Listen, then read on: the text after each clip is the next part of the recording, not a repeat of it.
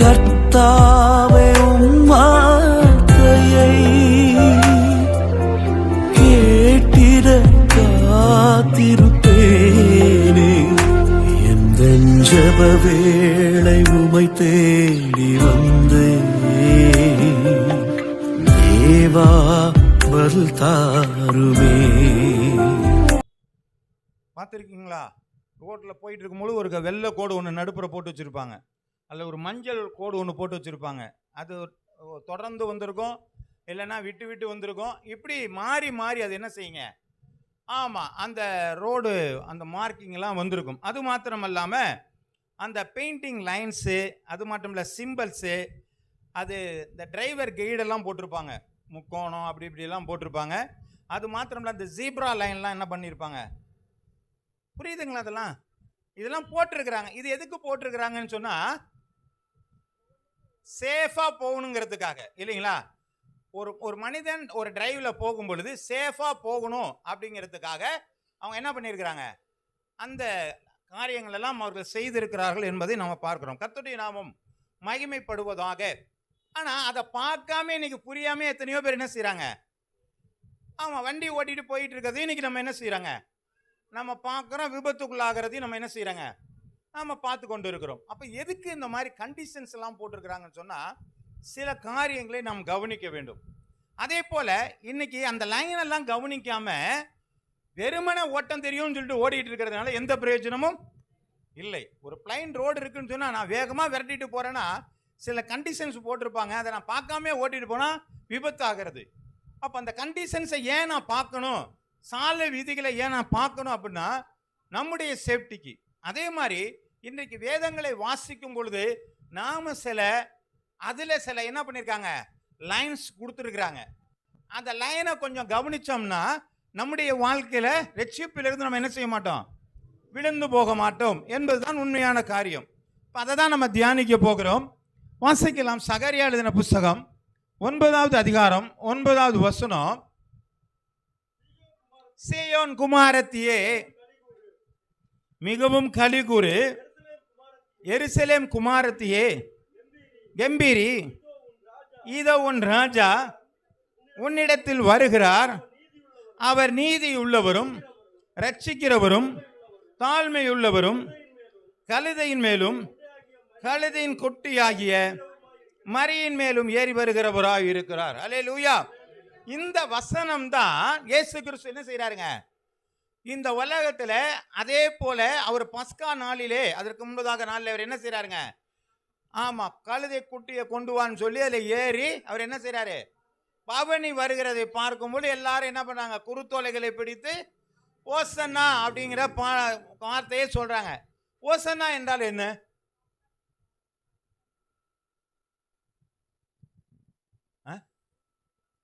ஓசன்னா தெரியாது. ஆனா ஓசன்னா தெரியாது, ஆனா ஓசன்னா புரியுதுங்களா? இப்போ எந்த லைனுக்கு நம்ம தெரியலன்னு சொல்றது புரியுதுங்களா? இப்போ ரோட்ல இருக்க லைன் தெரியாம ஓடக்கூடாதுங்கிற மாதிரி என்ன வார்த்தை சொல்லணும், அதுக்கு என்ன செய்யாம இருக்கிறாதுங்க, தெரியாம இருக்கும். இப்பொழுதே ரட்சியும், இப்பொழுதே, அதுக்கு பேர் யோசனை. அங்கே வந்துச்சா, ரைட், ஓகே. அப்போ இந்த காரியம் நிறைவேறுது. இது அப்படியே கொஞ்சம் அடுத்த இடத்துக்கு போவோம்.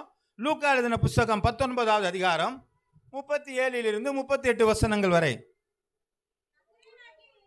லூக்கா 19 37 38.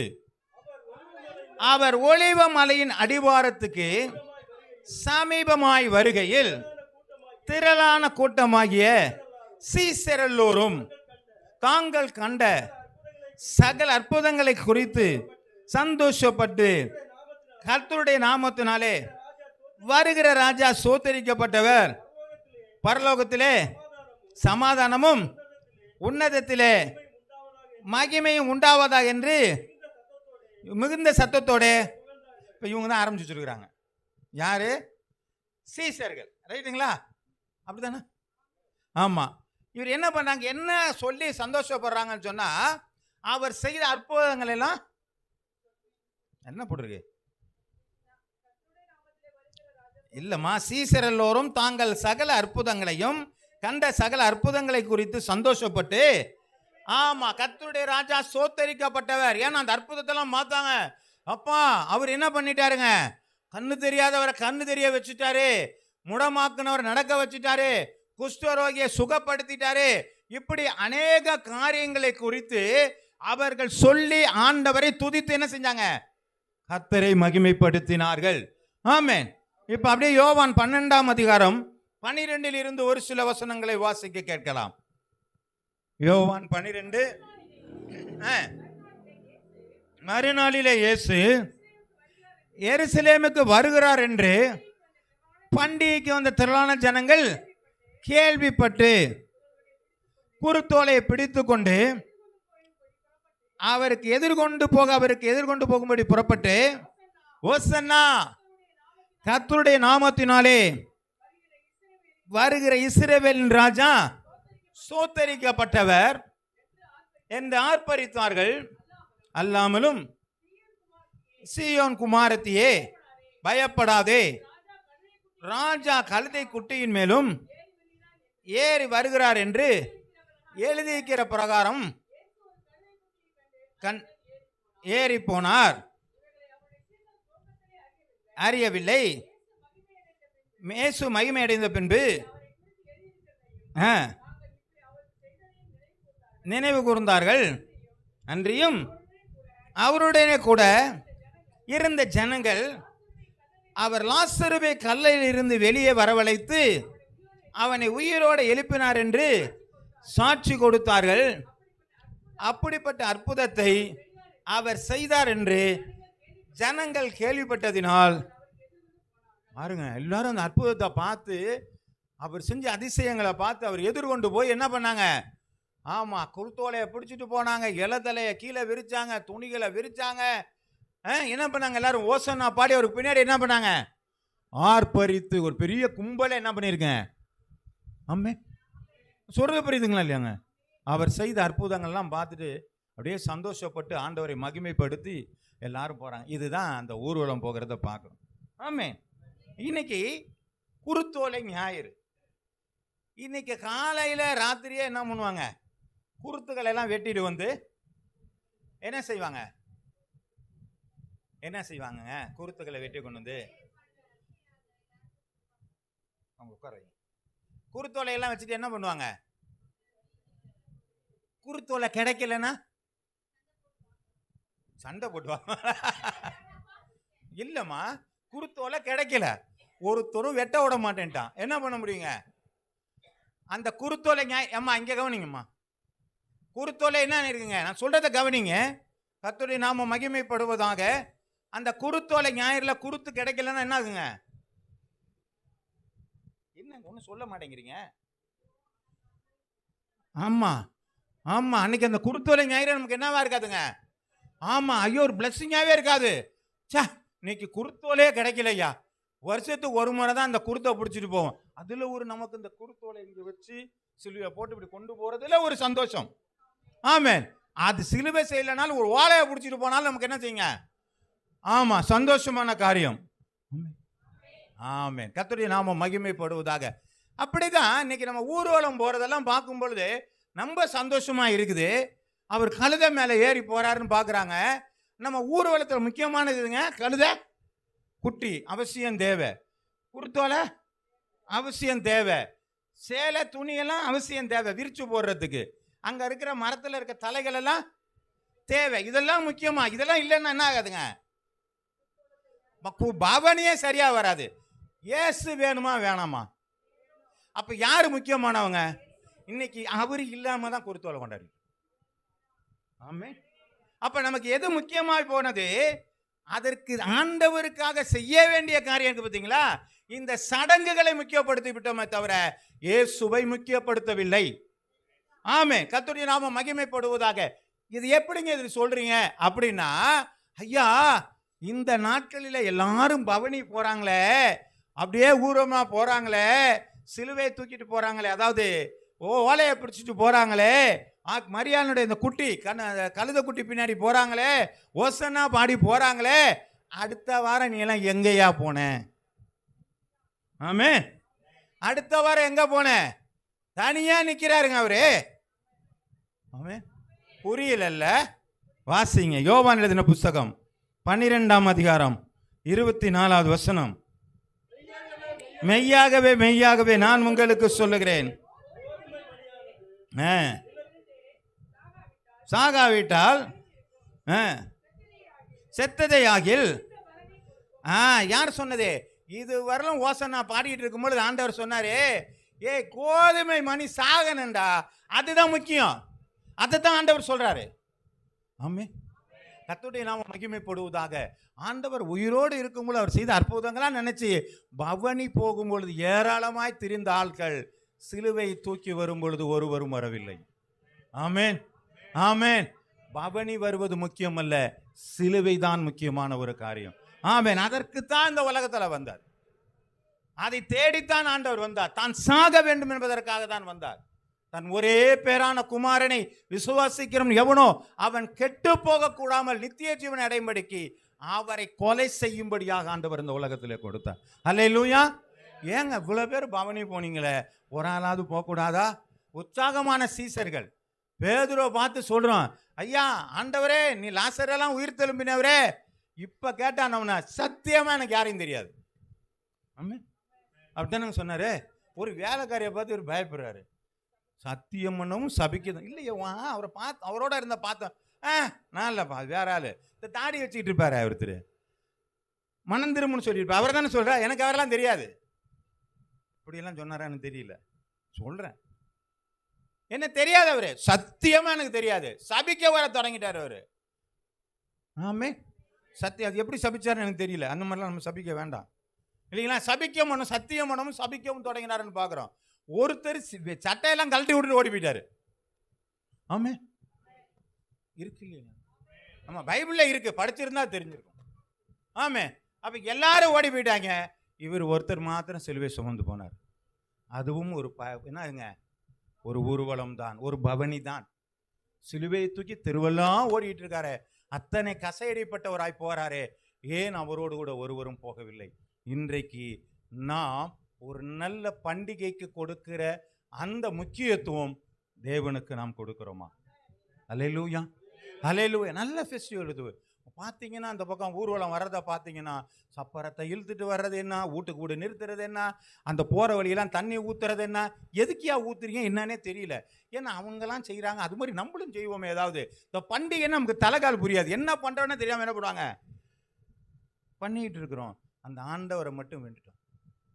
யார் தேவையோ அவரை விட்டு விட்டு நாம் பண்டிகைக்கு முக்கியத்துவம் கொடுப்பதினால்தான் நம்முடைய வாழ்க்கையில் ஆசீர்வாதங்கள் குறைவுகள் உண்டாகிறது.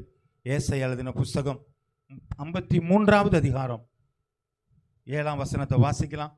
தொடர்ந்து 2லேருந்து 12 கூட வரலாம் வாசிக்கலாம். ஆனால் 7ஆம் வசனத்தை விட்டும். அவர் நெருக்கப்பட்டும் ஒடுக்கப்பட்டும் இருந்தார், ஆனாலும் தம்முடைய வாயை அவர் திறக்கவில்லை. அடிக்கப்படும்படி கொண்டு போகப்படுகிற ஒரு ஆட்டுக்குட்டியை போலவும், தன்னை மயிர் கத்தரிக்கிறதுக்கு முன்பாக சத்தமிடாது இருக்கிற ஆட்டை போலவும் அவர் தம்முடைய வாயை திறவாதிருந்தார். அல்லேலூயா. அடிச்சு அடிக்கிறாங்க, வாயே திறக்கலங்க அவர். இந்த காரியத்தை நம்ம பார்க்கிறோமா? இத்தனாம் தேதி குருத்தோலை, அடுத்து ஈஸ்டர் வருது. ஈஸ்டர் என்ன உயிர் தெழுந்துட்டார், அவ்வளவுதான். என்ன பண்ணி உயிர் தெழுந்தார் தெரியாது. அன்னைக்கு நமக்கு என்ன ஆகுங்க? ஃபெஸ்டிவல் என்ன ஆகணும்? தொங்குறதெல்லாம் எங்க வீட்டில் வரணும். ஏன்னா ஃபெஸ்டிவல் கொண்டாடணும். ஏசு அது அப்புறமாத்துக்கும். இன்னைக்கு இதுதான் நம்முடைய வாழ்க்கையில தேவனை விட்டு விட்டு மற்றவைகளுக்கு முக்கியம் கொடுப்பதினாலே நம்முடைய வாழ்க்கையில ஆசீர்வாத குறைவுகள் வந்து கொண்டே இருக்கிறது. கர்த்தருடைய நாமம் மகிமைப்படுவதாக. நாம் மட்டும் இல்ல, ஆதியிலே இருந்த பழைய ஏற்பாட்டுக்கார அத்தனை இஸ்ரவேலர் ஜனங்களும் இதே காரியத்தை தான் செய்தார்கள். அவருடைய வாழ்க்கையில ஒரு நாள் உருப்படியா வாழ்ந்ததில்லை. எங்கேயாவது ஒரு இடத்துல அடிமைத்தனத்துல தான் இருந்தாங்க. அல்லேலூயா. இன்னைக்கும் உங்களோட பிரச்சனையோட தான் வாழ்றாங்க. ஏன்? இன்னும் இயேசுவே தெரியல. கர்த்தருடைய நாமம் மகிமைப்படும். கொஞ்சம் வசனத்தை கூட வாசிக்கலாமே. 2ஆம் அதிகாரத்திலிருந்து கூட வாசிங்க. ஏசாயா 2லேருந்து கூட. ஏசாயா 53:2 இளங்கிளையை போலவும்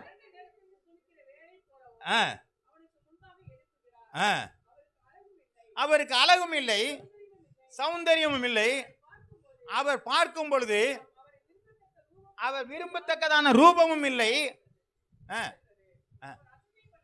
இல்ல, ரூபம் இல்லை. அவர் சட்டை பண்ணப்பட்டவரும் புறக்கணிக்கப்பட்டவரும் அவரை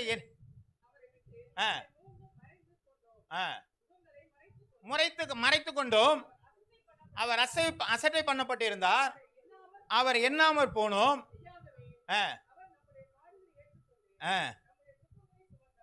துக்கங்களை சுமந்தார். நாமோ அவர் தேவனால் அடிபட்டு, யாரால? தேவனால் அடிபட்டு வாதிக்கப்பட்டு சிறுமைப்பட்டவர் என்று எண்ணினோம். நம்முடைய மீறுதல் நிமித்தம் அவர் காயப்பட்டு, நம்முடைய அக்கிரமத்து நிமித்தம் அவர் நமக்கு நொறுக்கப்பட்டார். நமக்கு சமாதானத்தை உண்டு பண்ணும் ஆக்கினை அவர் மேல் வந்தது. அவருடைய தனுபவனாலே நம்ம என்ன செய்யறாங்க? குணமாக கர்த்தருடைய நாம மகிமைப்படுவதாக.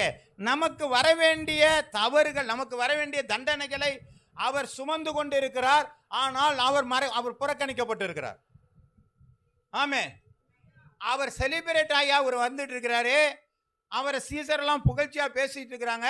எல்லாரும் சேர்ந்து புகழ்ந்துட்டு இருக்கிறாங்க. அப்ப கூட்டம் ஏகமா இருக்குது. ஆனால் நம்முடைய பாடுகளுக்காக அவர் அந்த பாடுகளை சுமக்கும் பொழுது ஒரு ஆளு பக்கத்தில் நிற்கிறார். அல்லேலூயா, அல்லேலூயா. அவன் போறவன் ஒருத்தனை சீமோனை பிடிச்சி என்ன பண்றாங்க? நீ சிலுவையை சுமடானா அவன் பார்த்து என்ன பண்றான்?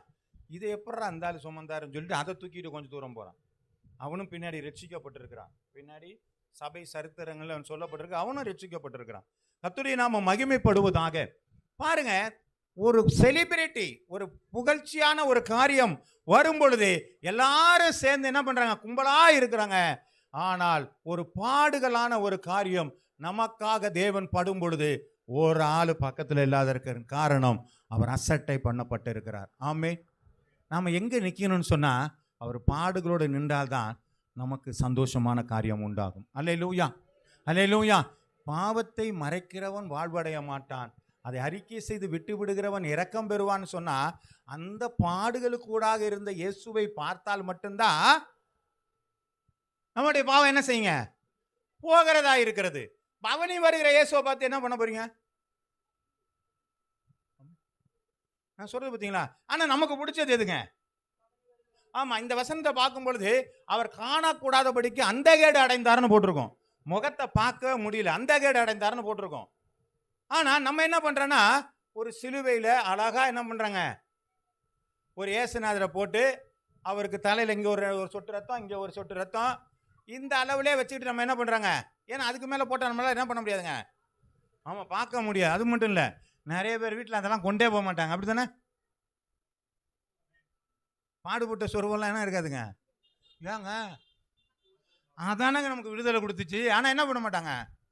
ஐயோ ஏங்க அதெல்லாம் துக்கமானது. ஐயா, ஒன்னால் அவர் துக்கம். அப்ப நான் எதை கொண்டு போல பார்த்தீங்களா? சும்மா இருக்கிற ஒரு காட்டுறது இவர் இருதய ஆண்டவர். அதுக்கு ஒரு படம் போட்டு, அதுக்கு ஒரு ஆர்ட் போட்டு இதெல்லாம் வச்சுக்கலாம். அதை மட்டும் கொண்டு போக கூடாது. தேவை எதப்பா? அவர் எனக்காக மரித்து அடக்கம் பண்ணப்பட்டு என்ன சொல்லுங்க, ஆத்துமா மரணத்திலிருந்து என்னை விடுவித்து அந்த மரணத்திலிருந்து ஜெயித்தார். பார்த்தீங்களா? அதுதான் ஜெயம். அதுக்கு தான் நான் வந்திருக்கிறேன். அதை தேடி தான் நான் வந்திருக்கிறேன். லாசர் உயிர் பிழைத்த எனக்கு பிரச்சனை கிடையாது. ஆமே. லாசர் உயிர் தெரிந்தாலும் உங்களுக்கு எதாவது லாபமா? உங்களுக்கு எதாவது லாபமா? ஆண்டவர் அற்புதம் செஞ்சார், அவ்வளவுதான். அவர் தேவன் அற்புதம் செய்வார். அற்புதம் செய்வாரா? ஆமா, அற்புதம் செய்வார். அது ஒரு பிரச்சனை கிடையாது. ஆனா என்னுடைய பாவத்தை ஆண்டவர் நீக்கி இருக்கிறார். எனக்கு ஆசீர்வாதம். எனக்கு அதுதான் பிரச்சனை. எனக்கு அதுதான் வேணும். அப்ப யார் எனக்கு தேவைன்னா, அந்த அடிப்பட்ட இயேசு கிறிஸ்து தான் எனக்கு தேவையை தவிர பவனி வருகிற இயேசு தேவையில்லை. அப்படின்னா பவனி வருகிற இயேசு தேவையில்லை, இந்த செலிப்ரேஷன் தேவையில்லை. ஆமே. இயேசு அல்லாத ஒரு செலிப்ரேஷனை பண்ணிட்டு இருக்கிறோம். இயேசு அல்லாத ஒரு செலிப்ரேஷன். பண்டிகையினுடைய நோக்கமே இன்றைக்கு மற்ற பொருள்களுடைய முக்கியத்துவம் தான் இருந்துகிட்டு இருக்குது. குருத்தோலை இல்லைன்னா சோகமா போயிடுறோம். ஆமே. பவனி இல்லைன்னா சோகமா போயிடுறோம். ஆனால் இயேசு இல்லைன்னா கூட நம்ம என்ன பண்றாங்க, அந்த காரியத்தை செய்து கொடுக்குறோம். ஆமே, அவர் வர்றாரா இல்லையாலாம் பிரச்சனையே கிடையாது. நம்ம பாட்டுக்கு ஓடி போயிட்டு ஓசன்னா பாடுவோம், ஏசுவி நாமத்தின்னு போயிட்டு முடிச்சுட்டு போயிடுவோம். என்னங்க இயேசுநாதர் வந்தாரா, அவர் வந்தாரா இருந்தால் யாருக்கு தெரியும்? ஆமே, என்னோடு கூட இயேசு வர வேண்டும். அவர் மரித்த இயேசு என்னோடு கூட வரணும். அந்த உயிர்த்தெழுந்த இயேசு என்னோடு கூட வரணும். அதுதாங்க என் பிரச்சனை. அதுதான் அவரோட தான் நான் இருப்பேன். அதுதான் எனக்கு தேவையான ஒரு ஆண்டவர். கர்த்தருடைய நாமம் மகிமைப்படுவதாக. வாசிக்கலாம். மத்தேயு எழுதின புஸ்தகம் 25வது அதிகாரம் 35 36. பசியாயிருந்தேன், எனக்கு போஜனம் கொடுத்தீர்கள். தாகமாயிருந்தேன், தாகத்தை தீர்த்தீர்கள். அந்நியனாய் இருந்தேன், என்னை சேர்த்து கொண்டீர்கள். வஸ்திரம் இல்லாதவனாய் இருந்தேன், எனக்கு வஸ்திரம் கொடுத்தீர். வியாதியாய் இருந்தேன், என்னை விசாரிக்க வந்தீர்கள். காவலில் இருந்தேன், என்னை பார்க்க வந்தீர்கள் என்பார்கள். கர்த்தருடைய நாமம் மகிமைப்படுவதாக. இயேசுவை பார்த்து இயேசு சொல்லுகிறார், எப்பா நான் பசியாக இருந்தேன், எனக்கு போஜனம் கொடுத்தீங்க. என்னங்க ஜனங்களாம் அங்கே நீ எப்போ ஆண்டவரை பசியாக இருந்தீங்க? ஆமே, ஆமே. கர்த்தருடைய நாமம் மகிமைப்படுவதாக. இயேசுநாதர் பசியாக இருந்தா சாப்பாடு போட்டுருவோம். ஆமே, ஏங்க ஐயோ இயேசுநாதர் பசியா இருக்கக்கூடாதுங்க. அவர் எங்கேயாவது உடம்பு சரியில்லாமல் இருந்தால் போய் பார்த்துட்டு வந்துடலாம். நமக்கும் அப்படி தான் சில வேலைகளில் நமக்கு ரொம்ப ஒரு அருமையான ஆட்கள் அல்லது நம்மளோட கூட ஒரு சீனியர் ஆஃபீஸர் இருக்காருன்னா அவருக்கு உடம்பு சரியில்லைன்னா என்ன பண்ணுவாங்க? ஆமாம், போய் பார்த்துட்டு வரணும். ஏங்க அவர் ஆஃபீஸர் போய் பார்க்கணும். அதான் ஒரு வார்த்தை, ஒரு பழமொழி ஒன்று சொல்லுவாங்க, தாசில்தார் நாய் செத்தா, புரியுதுங்களா? தாசில்தார் நாய் செத்தா எல்லாரும் போவாங்களாம், தாசில்தார் செத்தா போக மாட்டாங்களாம். ஏன்? அவர் தயவு வேணும்ல, அது வரை நாய் செத்தா கூட போவோம். ஆமேன், புரியுதுங்களா? இப்போ இயேசுநாதருக்கு பசியா இருந்தா சாப்பாடு கொடுத்துருவோம். இயேசுநாதருக்கு வியாதியா இருந்தா போய் பார்க்க போயிடுவோம். இயேசுநாதர் ஒரு கஷ்டமா இருந்தா ஏதாவது ஒரு காரியம் செய்வோம். ஆனா ஆண்டவர் என்ன சொல்றாரு? ஏய், ஏழைகளுக்கு செஞ்சது எனக்கு செய்வேன். செய்வோமா? செய்வோமா? தெரியாது. ஏன்? அந்த இயேசு அங்கதான் இருக்கிறார். ஆமேன். செலிபிரிட்டியாக இல்ல, ஒண்ணுமில்லாத ஒரு ஆளா உட்கார்ந்து இருக்கிறாரு. அந்த ஏழைக்கு நாம் கொடுக்கிறோமா? அல்லேலூயா. நான் சொல்றது புரியுதுங்களாங்க? ஆமேன். நான் எந்த கருத்தை சொல்ல வரேன்னு உங்களுக்கு புரியுதா? ஆண்டவரை நீங்கள் மகிமைப்படுத்துவதா இருந்தால் எந்த இடத்துல மகிமைப்படுத்தணும், அது எதை சொல்லுகிறார்? ஐயா, நான் பசியா இருக்கும் பொழுதுகள்ல ஒரு ஏழை பசியா இருந்தால் அவனுக்கு சாப்பாடு போட்டினா அது எனக்கு போட்ட மாதிரின்னு சொல்றாரு. எத்தனை ஏழைகளுக்கு நாம் சாப்பாடு போட்டிருக்கிறோம்? எத்தனை ஏழைகள் வியாதியா இருக்கும்போது நாம் பார்த்துருக்கிறோம்? ஆமென். என்னங்க இருந்திருக்கிறோமா? அப்ப நம்ம எங்க தேவை எங்க இருக்குது? அந்த சிலுவையின் இயேசுவோட கூட போகிறதற்கு நாம் ஆயத்தமாக இருந்தால் மாத்திரமே ஆண்டவர் சொல்லுகிறாரு, என் வல பக்கத்தில் இருக்கவங்கெல்லாம் வந்துருங்க. அல்லேலூயா. அதான் அந்த வார்த்தையினுடைய கடைசியா இருக்குது. வாசிக்கலாமே. அதுல ஒரு வசனத்தை 40 வசனம். மிகவும் சிறியவராகிய என் சகோதரனாகிய இவர்களில் ஒருவனுக்கு நீங்கள் எதை செய்தீர்களோ அதை எனக்கே செய்தீர்கள் என்று மெய்யாகவே நான் உங்களுக்கு சொல்லுகிறேன். அப்போ உண்மையாகவே சொல்கிறேன்யா, நீ எனக்கு செய்யணும்னு நினச்சினா ஏழைக்கு செய். ஆமே. இப்போ தான் சிக்கல் வருது. உனக்கு வேணால் செய்கிற ஆண்டவர் அவங்களுக்கு. ஆமாம், ஃபெஸ்டிவல் கொண்டாடுற வேணா கொண்டாடிடுவேன். இந்த சிலுவையோட பின்னாடி வர்ற வேலையெல்லாம் எனக்கு வேண்டாம். ஆராதனைக்கு நான் வர்றேன், சுவிசேஷம் அறிவிக்கிறதுக்கு நம்மளால முடியாது. ஆமே. நான் வந்தேன்னா ஆராதிப்பேன், அல்லேலூயா சொல்லுவேன், ஆண்டவரே உமக்கு மகிமை உண்டாகுன்னு சொல்லுவேன். அத்தோடு வச்சுங்க. போய் அங்கே ரோட்டில் போய் நின்று பேசுறது, நான் சாட்சியாக வாழணுங்கிறதுக்காண்டி முயற்சி, இதெல்லாம் நம்மளெல்லாம் கதை ஆகாது. ஏன்பா நான் ஒரு மெஜஸ்டிக், அதாவது கிறிஸ்தவங்கிறது என்ன இருக்குதுங்க, அது ஒரு ராயல் கம்யூனிட்டி. அப்படியே வந்தோமா ஒயிட் காலர் மாதிரி வந்துட்டு அப்படியே இல்லைங்க. கிறிஸ்தவம் என்பது ஒரு தியாகத்தின் அடிப்படையில் வருகிற ஒரு காரியமாக இருக்கிறது. அல்லேலூயா. அங்க சாக்ரிஃபைசிங் இருந்து தான் ஆக வேண்டும். வேதத்தில் இருக்கிற அத்தனை பேரும் தியாகம் இல்லாதபடிக்கு இந்த வேத புத்தகம் வரவில்லை. ஆமென். தியாகம் இல்லாதபடிக்கு நிருபங்கள் எழுதப்படவில்லை. கர்த்தருடைய நாமம் மகிமைப்படுவதாக. பவுல் அப்போஸ்தலன் அழகா சொல்றான், நான் கசையடிப்பட்டேன், கப்பல் சேதத்தில் இருந்தேன், பட்டினியா இருந்தேன், நிர்வாணமா இருந்தேன். ஆமென். ஏங்க சொல்றாரு? இவ்வளவு தியாகமா இருந்ததுனால தாங்க அத்தனை நிருபங்களை அவர் எழுதினாரு, நல்ல ஆலோசனை கொடுத்தாரு, நல்ல சபைகளை உருவாக்குனாரு. அப்ப அந்த தியாகம் நம்ம இடத்துல இருக்கிறதா? பவனி வருகிற இயேசுவை விடுங்கள், சிலுவை சுமந்து இயேசுவை பின்பற்றி போங்கள். அதை தான் ஆண்டவர் சொல்றாரு, ஒருவன் என்னை பின்பற்றி வர விரும்பினால் தன்னைத்தான் வெறுத்து தன் சிலுவை சுமந்து என் பின்னை பின்பற்றி வர வேண்டும். சும்மா கழுத பின்னாடி நம்ம என்ன பண்ண வேண்டாங்க. ஆமா, போக வேண்டாம். சிலுவை பின்னாடி போறது நல்லது. கர்த்தருடைய நாமம் மகிமைப்படுவதாக. ஆமென். கேட்டுக்கு போகிற வாசல் விரிவும் விசாலமாய் இருக்கும். ஆண்டவருக்குள்ள போறது எப்படி இருக்குங்க? கொஞ்சம் இடிச்சு பிடிச்சிட்டு தான் போகணும், கஷ்டப்பட்டு தான் நம்ம போகணும். நம்ம இல்லைங்க, நேரமே எனக்கு இல்லைங்க. நம்ம ஒன்றும் அந்த அளவுக்கு ஐநா சபை செக்ரட்டரிலாம் இல்லை, அவருக்கும் குடும்பம் கொடுத்தனம்லாம் இருக்குது. ஆமே, ஆமாம். நம்ம என்னமோ ஐநா சபை சார், எங்களுக்கு நேரமே இல்லைங்க. பொய் சொல்லுங்க, நமக்கு நேரம் இல்லைன்னது பொய் சொல்லுகிறோம். நீங்கள் உட்காந்து உங்கள் கணக்கு பண்ணி பாருங்க, உங்கள் டைமை கணக்கு பண்ணி பாருங்க, உங்கள் நேரத்தை எவ்வளோ நேரம் வேஸ்ட் பண்ணுறீங்கன்னுட்டு. அந்த நேரத்தை நீங்கள் கர்த்தருக்கு கொடுத்து பாருங்கள், அது உங்களுக்கு ஆசீர்வாதமாக இருக்கும். கர்த்தருடைய நாமம் மகிமைப்படுவதாக. நீங்கள் சிலுவையின் இயேசுவை நீங்கள் பார்க்க பார்க்க உங்களுடைய வாழ்க்கையில பல மடங்கு நீங்கள் வெற்றியை போய் கொண்டிருப்பீர்கள். அல்லேலூயா, ஆமென். கர்த்தருடைய நாமம் மகிமைப்படுவதாக. அதுதான் நமக்கு ஜெயம் உண்டாகிறதா இருக்கிறது. அவர்கள் அவரை நோக்கி பார்த்தார்கள், முகங்கள் பிரகாசம் அடைந்தது, வெட்கப்படவில்லை. அல்லேலூயா, ஆமென். வனாந்தரத்தில் சர்ப்பமானது உயர்த்தினது போல சிலுவையில உயர்த்தின அந்த இயேசுவை பார்க்கும் பொழுதுதான் நம்முடைய வாழ்க்கையில சுகம் உண்டாய் இருக்கிறது. ஆமென். இன்னைக்கு பவனி போகிற இயேசுவோடு கூட போய் கொண்டு இருக்கிறோம். அல்லேலூயா. ஒரு செலிப்ரேஷன். அடுத்து ஈஸ்டர் வருகிறது, புதிய வியாபாரம். ஐயா, அந்த நாட்களில் பார்த்தீங்கன்னா நம்ம பண்ற அக்கிரமம். ஐயா, நீங்க 40 நாள், ஆமா 40 நாள் ஃபாஸ்டிங், என்ன பண்ண மாட்டீங்க? கறி மீன்லாம் சாப்பிட மாட்டோம். ஏங்க? இந்த நான்வெஜ் என்ன போதும். இதில் இன்னொரு பெஸ்ட் ஐடியாலாம் இருக்குது. அது என்னன்னு கேட்டால், கறியும் சிக்கன் தான் சாப்பிட மாட்டாங்களா, கடல் வகையாக்கெல்லாம் சாப்பிடுவாங்க. அது ஒரு குரூப் இருக்குது தெரியுமா? இந்த உபவாசத்தில் கூட அவங்க என்ன பண்ணுவாங்க, ஏன்னா கடவுள் வந்து கடலை பற்றிலாம் மீனை பற்றிலாம் ஒன்றும் சொல்லலை, அதெல்லாம் சாப்பிடலாமா. ஆனால் என்ன செய்யக்கூடாதுங்க, முடிஞ்சிச்சு. அப்புறம் எது சாப்பிட்டா என்ன? கறி சாப்பிடக்கூடாது, சிக்கன் சாப்பிடக்கூடாது, அதெல்லாம் மட்டும் சாப்பிடலாமா.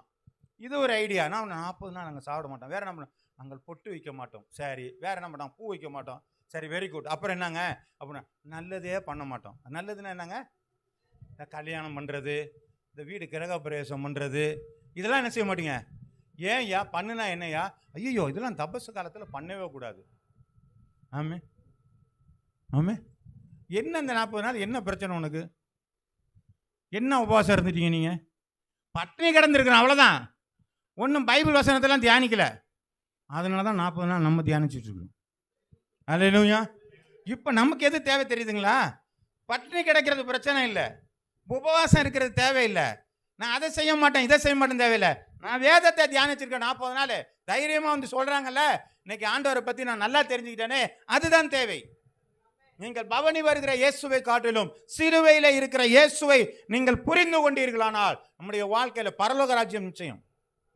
ஆமென், ஆமென். கர்த்தருடைய செலிபிரிட்டியாவே இருக்க பார்க்குறோம்.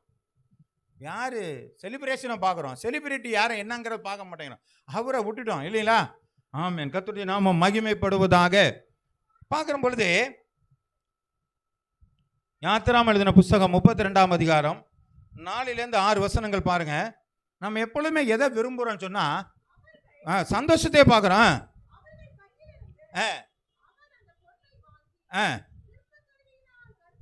கருப்பிடித்து ஒரு கன்றுக்குட்டியை வார்ப்பித்தான்.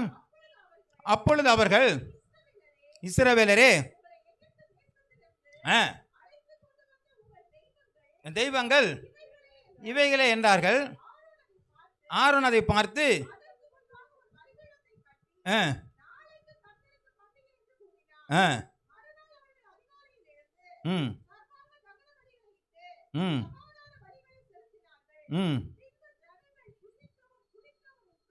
ஆ ஆ போதுமானது. இப்ப பண்டிகைன்னா என்னங்க? அவ்வளவுதான், அவ்வளவுதான். நமக்கு பண்டிகைன்னா அவ்வளவுதான்.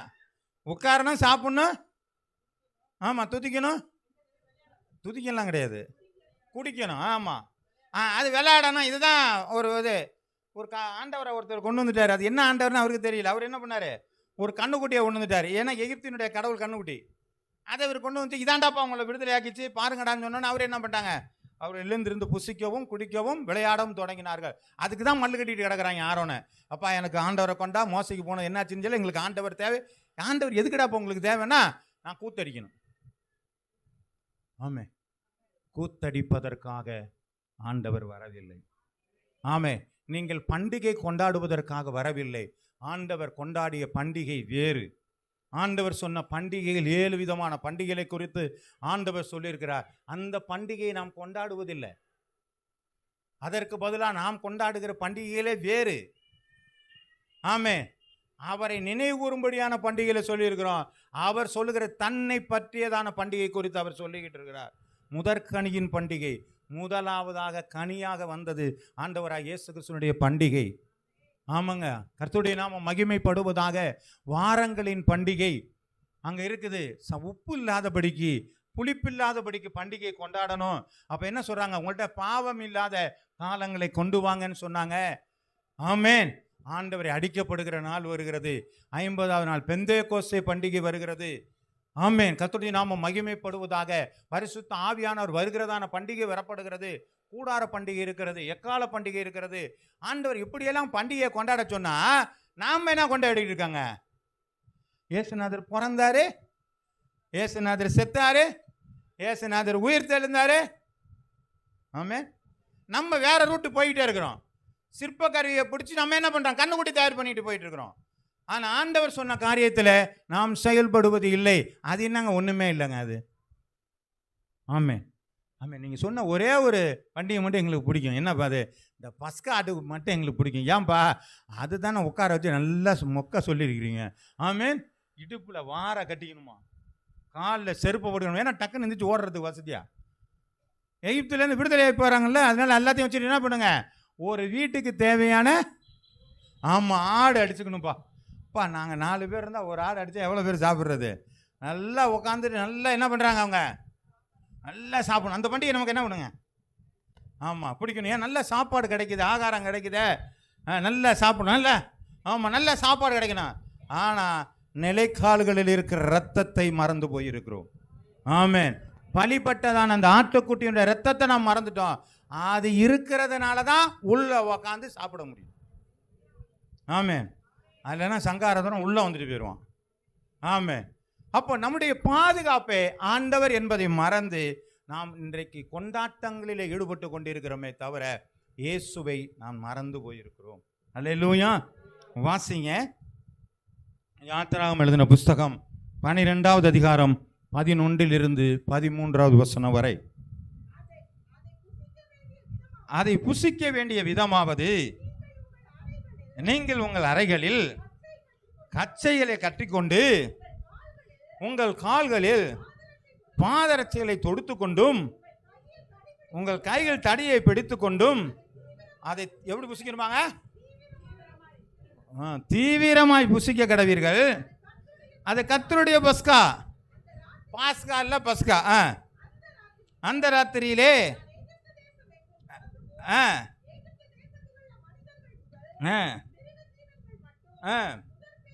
முதற் பேராய் இருக்கிறவர்கள் எல்லாம் அதம் பண்ணி எகிப்தினுடைய தேவர்கள் மேல் நீதியை செலுத்துவேன்.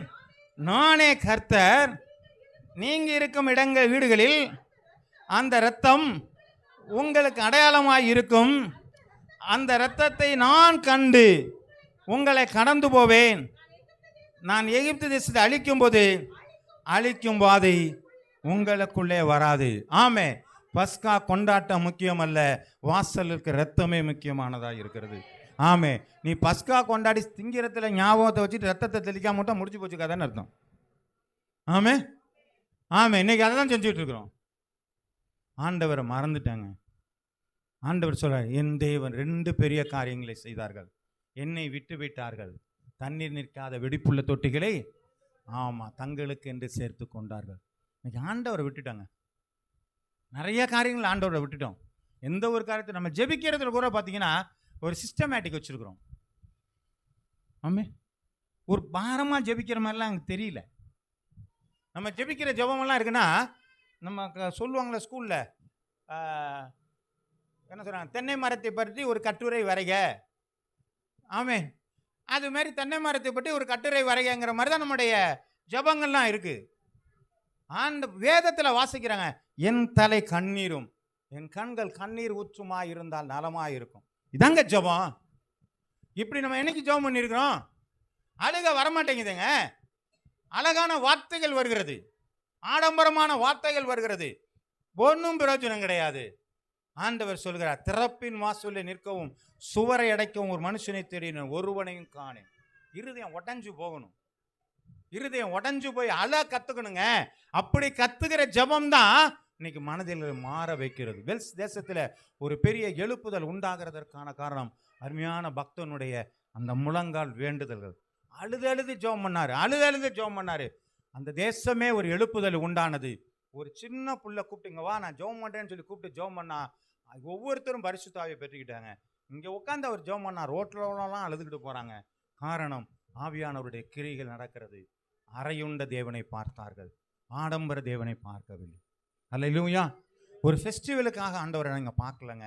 நாங்கள் உண்மையான பாடுகள் நிறைந்ததான எங்களுக்காக பாடுகள் பட்ட அந்த இயேசுவை நோக்கி நாம் பார்க்கும் பொழுது தான் அந்த வேதனை நமக்குள்ளே வரும். நீங்கள் பார்க்கலாம், சாதாரண ஒரு சிலுவையை போட்டு அதில் ஒரு இயேசுநாதரை தொங்க வச்சுருக்கிறாங்களே, அவருக்கு வயது எவ்வளோ தெரியுங்களாங்க? எவ்வளோங்க? 33 வயசு. ஒரு வாலிப பையன். அந்த கையை இப்படி வச்சுட்டீங்க, வேணா மூச்சு விட்டு பாருங்க. 2 கையை நீட்டி விட்டு மூச்சு விட்டு பாருங்க, மூச்சு விட முடியாது. அப்போ அவரால் என்ன இருக்குங்க? சுவாசம் முடியாத ஒரு நிலை. ராத்திரி பூரா வெளுத்துட்டாங்க, எல்லாத்தையும் பிச்சு எடுத்துட்டாங்க. அந்த ரத்தம் வந்ததுனால அவருக்கு டெட்டனஸ் ஃபிட்ஸு வருது. எல்லாமே அதில் பார்க்குறோம். இத்தனைக்கு மேலாக இன்னைக்கு நாகரிகமாக இருக்குமேன்ட்டு அதில் ஒரு ட்ரெஸ்ஸை போட்டுட்டு இருக்கிறாங்க. ஆனால் சிலுவை மரணம் நிர்வாணமானது. 33 வயசு பையன், ஒரு பையன் அங்கே நிற்கிறான், நிர்வாணமாக இருந்தா எவ்வளவு வேதனையோடு அவர் மரித்திருப்பாருங்க. இந்த வேதனை நமக்கு தெரிய மாட்டேங்குதுங்க. இன்னைக்கு இருக்கிற இந்த செலிப்ரேஷன் தாங்க தெரியுது. இன்னைக்கு இருக்கிற பிரியாணி மட்டும்தான் நமக்கு பெருசாக தெரியுது. இன்னைக்கு நம்முடைய வாழ்க்கையில் இருக்கிற கொண்டாட்டங்கள் முக்கியமாக தெரிகிறது. நமக்காக பாடுபட்ட இயேசு மறைக்கப்பட்டு கொண்டு இருக்கிறார். பிசாசானவன் நம்முடைய ஒவ்வொருடைய மனக்கண்களையும் குருடாக்கி போட்டு வச்சிருக்கிறான். ஆமென். நீங்க எல்லாம் உணர்ந்து பாருங்க. இப்பிரபஞ்சத்தில் என்ன பண்றாங்க? சுவிசேஷத்தின் ஒளி பிரகாசமாயிராதபடிக்கு நம்முடைய மனக்கண்களை குருடாக்கி போட்டு வச்சிருக்கிறோம். இயேசுவை பார்க்கல நம்ம. இயேசு சுகம் அளிக்கிறார், பார்க்கிறோம். ஆமென். இயேசு விடுதலை கொடுக்கிறார். இதை தான் நம்ம பார்த்துக்கிட்டு இருக்கிறோம். ஆண்டவரே எனக்கு வேலை கிடைக்குமா, ஆண்டவரே எனக்கு சுகம் கிடைக்குமா, இந்த ஆடம்பரமான காரியங்களை மட்டும் பார்க்கிறோமே. ஆண்டவரே தேசம் பாழாகி கொண்டு இருக்கிறது. ஆண்டவரே இன்னைக்கு ஜனங்கள் அழிந்து கொண்டு இருக்கிறாங்க. சண்டைகள், யுத்தங்கள் வருகிறது. சாப்பாடுக்கு இல்லை, தவறி கண்டு கிடக்கிறாங்களே. ஆண்டவரை இவங்களுக்காக ஜெபிக்கிறோம், அப்படி கண்ணீர் நமக்குள்ள வருதாங்க. இதுதாங்க கிறிஸ்தவ வாழ்க்கை, இதுதான் சிலுவையின் வாழ்க்கை. இந்த தியாகங்கள் தான் நம்மளை மாற்றக்கூடியதா இருக்கிறது. இதுதான் நம்மளை சுற்றி இருக்கிறவர்களை மாற்றக்கூடியதா இருக்கிறது. இல்லைன்னா ஒரு மாற்றம் நமக்குள்ள என்ன செய்யாதுங்க, வராது. ஆமென். எரேமியா எழுதின புத்தகம் 2வது அதிகாரம் 32வது வசனம்.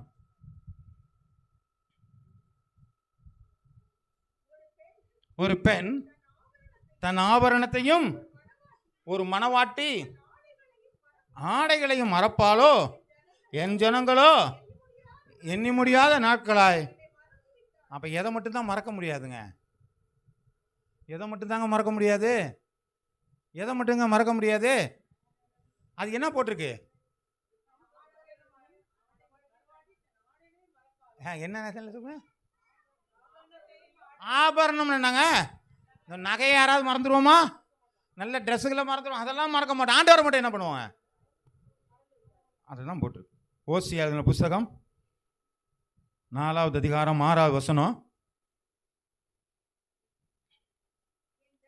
என் ஜனங்கள் அறிவில்லாமையால் சங்காரமாகிறார்கள். என் அறிவை வெறுத்தாய், ஆகையால் நீ ஆசாரியனாதபடிக்கு நானும் உன்னை வெறுத்து விடுவேன். உன் தேவனுடைய வேதத்தை மறந்தாய், ஆகையால் நான் உன் பிள்ளைகளை மறந்து விடுவேன். அல்லேலூயா, அல்லேலூயா. இந்த வேதத்தை மறக்காதீங்க, உங்களை ஆண்டவர் மறந்துடுவார். நீங்கள் வேதத்தை வாசிங்க. வேதத்தை வாசிங்கன்னா தினத்தந்தி தினமலர் வாசிக்கிற மாதிரியெல்லாம் வாசிக்காதீங்க. உட்காந்து என்னோடு கூட பேசும் ஆண்டவரை. அதுக்குன்னு ஒரு ரெஸ்பெக்ட் கொடுங்க, அதுக்கு ஒரு மரியாதை கொடுங்க. இதுதான் ஆண்டவர், இவர் தான். இதில் தான் நம்மளோட பேச முடியும் ஆண்டவர். தனியாக வந்து அசிரியர் குரல் மாதிரி ஏற்ற மாதிரி வந்து நின்றுட்டு எல்லாம் பேச முடியாது. ஏற்ற மாதிரி வந்து ஆண்டவர் பார்த்தா நீ செத்து போயிடுவோம். ஆமே, ஆமாம். என்னை பார்த்து நீ எல்லாம் உயிரோட கூட இருக்க முடியாது. அப்போ என்னதான் ஆண்டவர் பண்ணுறது? நான் தான் எழுதி கொடுத்துருக்கிறேன்ல, அதை வாசி. வேத வாக்கியங்கள்லாம் தேவ ஆவியினாலே அருளப்பட்டு இருக்கிறது. தேவன் வார்த்தையாக இருந்தார், ஆதியிலே தேவன் வார்த்தையாக இருந்தார். அந்த வார்த்தை தேவனாக இருந்தது, தேவனோடு கூட இருந்தது. இப்போ இதான வார்த்தை, இதான தேவன். இதோடு கூட பேசுங்க, இது உங்களோட கூட பேசணும். ஆமென் ஆண்டவரே, நீ சொன்ன வார்த்தையை நான் ஏற்றுக்கிட்டேன், நீ சொன்ன வார்த்தையின்படி நான் நடக்க ஆரம்பிச்சிட்டேன் அப்படின்னு ஆண்டவர்கிட்ட ஜெபம் பண்ணுங்க. நீங்கள் விண்ணப்பம் பண்ணணும். நான் சொன்னதை ஆண்டவருக்கு அப்ளை பண்ணணும். ஆமென். அது நாம மகிமைப்படுவதாக. இப்படி நம்ம ஆண்டவரை பார்க்க ஆரம்பிச்சோம்னா நம்முடைய வாழ்க்கையில் நிச்சயமாய் ஜெயம் நமக்குள்ளாக இருக்க ஆரம்பிக்கிறது. ஆமென். வாசிக்கலாம். கொலோசியர் எழுதின புஸ்தகம் 2வது அதிகாரம் 16, 17. ஆகையால் போஜனத்தையும் பானத்தையும் குறித்ததாவது, பண்டிகை நாளையும் மாத பிறப்பையும் ஓய்வு நாட்களை குறித்தாவது ஒருவனும் உங்களை குற்றப்படுத்தாது இருப்பானாக. அவை வருங்காலங்களுக்கு நிழலாயிருக்கிறது, அவைகள் பொருள் கிறிஸ்துவே. நீங்கள் கொண்டாடுகிற பண்டிகை கிறிஸ்துவை மையப்படுத்துகிறதாக இருக்க வேண்டும். அது கிறிஸ்து தான். அந்த 7 பண்டிகை வேதத்தில் சொல்லப்பட்டிருக்கிற அந்த 7 பண்டிகைகளும் கிறிஸ்துவை மையமாக கொண்டுதான் பண்டிகைகள் இருக்கிறது. ஆமாங்க. இப்போ நாங்கள் கொண்டுற பண்டிகையும் கிறிஸ்துவ மையமாக தான். என்ன பண்டிகை? கிறிஸ்து பிறந்திருக்கிறார், கிறிஸ்து மரிச்சிருக்கிறார், கிறிஸ்து உயிர் தெரிந்திருக்கிறார். இதுவும் கிறிஸ்துவ தானங்க மையப்படுத்தி இருக்குது. இது கிறிஸ்துவ மையப்படுத்தி நீ என்ன செஞ்சிட்டோம்? ஆமே. இது உங்களுடைய நினைவு கூறுகிறான் தான் நீங்கள் மாற்றங்கள் வந்திருக்கணும். ஆனால் அந்த பண்டிகைகள் சொல்கிற காரியங்கள் வேறு. பஸ்கா என்பது அடிக்கப்பட வேண்டிய ஒரு காரியத்தை சொல்கிறது, புளிப்பில்லாத காரியத்தை நீக்கப்பட வேண்டிய காரியங்களை சொல்கிறது. ஆவியானுடைய வருகை குறித்து சொல்லப்பட்டிருக்கிறது. தேவ சமூகத்தில் கூடாரத்துக்குள்ளே வாசமாக இருக்க வேண்டிய நேரம் வரப்போகிறது. எக்கால பண்டிகை என்கிற நியாய தீர்ப்பு நாளை சொல்லப்பட்டிருக்கு. எல்லாமே அதுக்குள்ளே வந்துட்டு இருக்கிறாங்க. இயேசுவை மையப்படுத்தி கொண்டிருக்கிறது. உன்னுடைய வாழ்க்கையில் இயேசு மையமான காரியங்களை நீங்கள் செயல்படுங்கள். ஏசாயா எழுதின புஸ்தகம் 1வது அதிகாரம் 14 - 16.